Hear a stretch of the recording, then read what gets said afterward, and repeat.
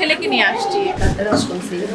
অনেক বাচ্চারা অসুস্থ হচ্ছে, মারা যাচ্ছে, সেই জন্য বাবা আমরা এখানে সকাল 10টা থেকে টিকা দেওয়া শুরু করছি, 2টা পর্যন্ত দেবো। আর প্রত্যেক কেন্দ্রে কেন্দ্রে আমাদের টিকা দেওয়া শুরু হয়ে গেছে। আপনারা সবাই কেন্দ্রে কেন্দ্রে গিয়ে টিকা গ্রহণ করবেন।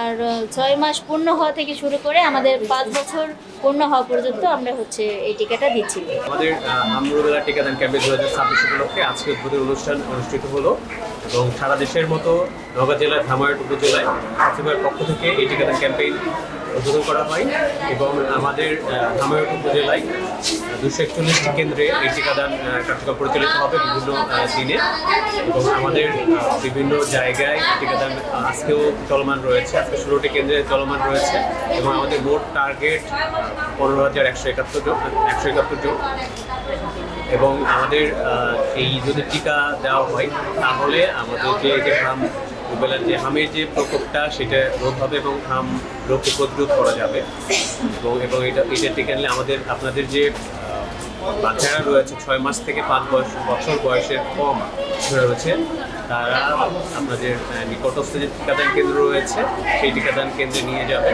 এবং সেখান থেকে একদম টিকা দিয়ে দেবে। এটা কতদিন চলবে?